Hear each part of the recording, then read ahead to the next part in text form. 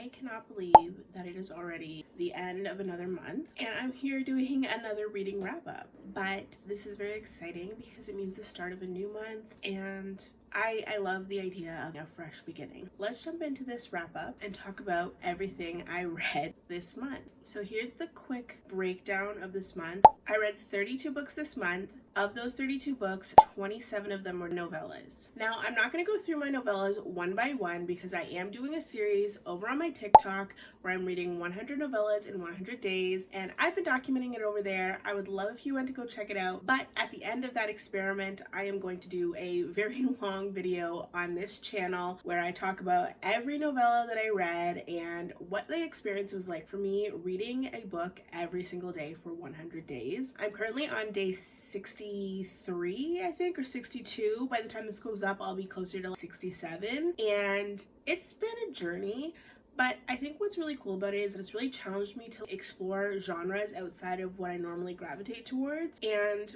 I think that that's been a lot of fun and rewarding to find little short stories that have been really profound and really resonated with me in a way that I didn't expect. So more on that later. I will put up some screenshots of the novellas that I read. There's a whole bunch of them. You can take a look. I'll let it sit there for a minute and then we'll move on to the 4 books I read this month. So all the books that I read this month, I actually picked them up either at the library or via Libby, which is always very exciting. I love supporting my local library and I try to use it as much as possible when I'm not reading my physical TBR. Now, that being said, because I did get all the books that I read this month from the library, it means that I didn't knock any books off my physical TBR in the month of March, which is a little disappointing because I had been doing so well in January and February, and then March I took 5 steps back. Not only did I not read any books off my physical TBR in March, but I bought over 30 books in the month of March.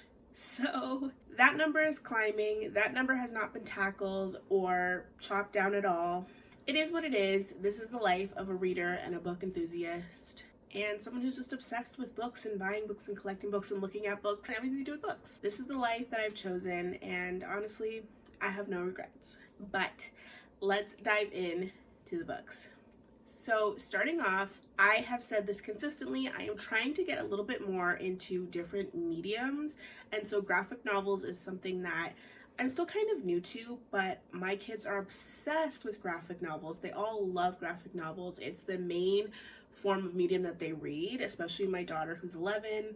She reads tons and it's almost always graphic novels. And so I've been trying to get into graphic novels too. I picked up The Girl from the Sea by Molly Ostenix. Now, I did read another graphic novel by Molly last year. I think it was called The Deep Dark. And it sort of tackles queer issues mixed with supernatural beings. And I really like the imagery of that and the way that it's presented. And this was really beautiful. This was really cute. Obviously, the cover is what drew me to this book. It's so cute. This features Morgan, who is a closeted teen that lives on the seaside, and she is just ready to get through high school, graduate, so she can move away and start her life. And until then, she's just living in a very closed off way. She's no longer close with her younger brother. Her parents recently divorced. She feels like she's keeping a part of herself from everyone she knows, her best friends, and she just wants to start that life. And then she meets this really weird, mysterious girl who comes out of the sea and basically wants her to change her entire life. It's really cute. It very much is from the teen perspective, so maybe I didn't relate to it as much, but I still found beauty in the story, and the art style was absolutely stunning. I just fell in love with this art style. And I think that this book is probably around a 3.5. It definitely wasn't written for me. I'm a woman, a middle-aged woman, but I still think it was really beautiful in a lot of ways. And so a 3.5 is probably where it will sit for me. I also picked up Brother by Anaya Alburn. I had seen this recommended to me on TikTok a year and a half ago, maybe even 2 years ago, in the horror thriller-esque section, and I picked it up, and I wouldn't say I regret reading it, but it's awful. It's not a book that I would ever recommend to anyone, but it's not necessarily a bad book. It was just extremely eerie and dark and gross. And that in more ways than one. It was gross because there was a lot of gore and violence. It was gross because the family dynamics were very incestuous. It was gross because it's literally about a family of serial killers. So it very much felt like living in the story of an unsub from Criminal Minds. If you've ever seen Criminal Minds, this portion of the story where they're telling the story of the unsub, this book felt like that. But it was the entire book, and there was not a lot of redeeming qualities to the characters. Even Michael, who's the protagonist, who was trying to escape this awful family and this awful dynamic, is not the most redeeming character himself. And it was just, I don't know, I'm very conflicted about this. I'm probably going to sit this at like a 3-star, only because I didn't hate it. It made me feel deeply uncomfortable though, which is the point, but I don't think that I would ever recommend this to anyone. And so for that reason, I can't rate it any higher than a 3, because it's not something that I would put on a recommendation list unless someone's like, tell me the most disgusting, gross, awful book that you've read.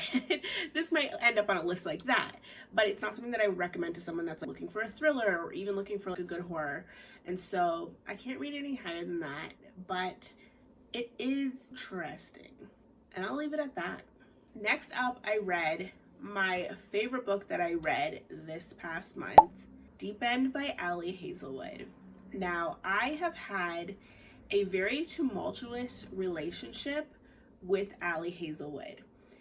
Some of her books that I've read, I have absolutely adored, and there's others that I have absolutely despised. For example, Bride was the first book I read from her. I loved it, and I've never really been into the whole werewolf thing, but it just hit the spot for me for some reason. I really loved it. I really enjoyed it. I flew through Bride. Then I read her Loathe to Love You series, which is a series of novellas. It's 3 books. They're women in STEM, and they're little love stories in very short, I think under 100 pages. And some of them I really liked. I think one of them I really liked. One of them I thought was just okay, and one of them I hated. So I was like, who is Ali Hazelwood? Do I love her? Do I hate her? Then I read Check and Mate, and I hated that, and I DNF'd it at 50% because Mallory was insufferable. Didn't like her, and I just couldn't get into it.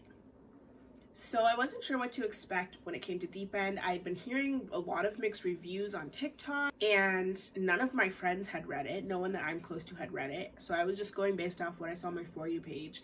A lot of people were saying it's way too spicy, and I just didn't know what to expect. But I picked it up, and I did this tandem audio, and I was reading it on my Kindle. So I was kind of going back and forth, and I loved it. I love Deep End. From the very first page with Scarlett, she's sitting at brunch with the girls, and she's hearing gossip about a breakup, and you're immediately, what's happening here? Who's Lucas? Who's Penelope? What's the story? Why is Scarlett so interested? And I don't know, I just got into it from the first page. I really liked Scarlett as a protagonist, and I liked watching her journey. She struggled so much with this, but she had so much growth. I really appreciated that they showed her therapy session and how she was working through some of these issues that she was dealing with. I loved the swim team sort of element. And then Lucas. I'm not normally a book boyfriend girl.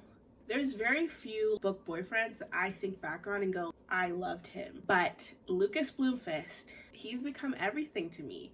First of all, I don't know if it's just me, but they said he was Swedish. They said he was super tall. And the only thing in my head was Bill Skarsgård. If you weren't picturing Bill Skarsgård throughout this entire book, I don't know what you were doing. But in my head, Lucas is Bill Skarsgård. And wow. I loved everything about Lucas from the very first page. I love that he was always barefoot. That's such a swimmer thing. I know a lot of people are kind of grossed out. They're like, why are his dogs out? That's such a swimmer thing. And I don't know if it's a Swedish thing, but it's definitely like a swimmer thing to be barefoot all the time. I thought he was so gentle and kind, and he just saw Scarlet in a way that was so all-encompassing that I was like, how can you not fall in love with him? How can you not? And then the way Penelope saw him, my alarm clock started going off, so I don't know how much of that I lost. But we were talking about Lucas Bloomfist. The way that Penelope saw him, I like didn't relate to at all. He's incredible. He's amazing. He's gorgeous. He's kind. He's compassionate. He's empathetic. He's so talented. And he's so level-headed for being such a champion and such a success story. I don't know. I just thought it was beautiful. Yes, it was spicy. That is an intrinsic part of the plot. It's very clear in the plot that that's what it's going to be. There's going to be a lot of spice, and it's going to revolve around these like power dynamics, because that's what the characters are interested in exploring. That's what their initial attraction was. So for me, I didn't find it too spicy. I actually found it an appropriate level of spice. I liked the spice. I appreciated it. I felt that it was perfect for like their age, their experience levels, and you know, the fact that they're just getting to know each other. They're just getting to explore each other. So obviously they're not going to be like doing anything super crazy, but it's like a little bit more spicy than the average spice, I guess. For me, this was like a 5-star read all the way. This is like I recommend to my friends. I love Deepen. I think Allie hit it out of the park with this. She's so good at incorporating really intense emotional situations and really silly, sort of like tropey, like it's like dripping with like that delicious like romance tropey feeling, and yet she is like a genius and then incorporates all these like really smart, like wordy, like smart technical things in, because she's a girl in STEM, and like her characters are always girls in STEM. They're so smart, and yet they're so silly, and like they're just girls. And I think Allie does it so well, and I don't think a lot of people can pull off what she pulls off with her books, where they can be so silly and sweet and just ridiculous, and yet deep and heartfelt and intelligent and smart.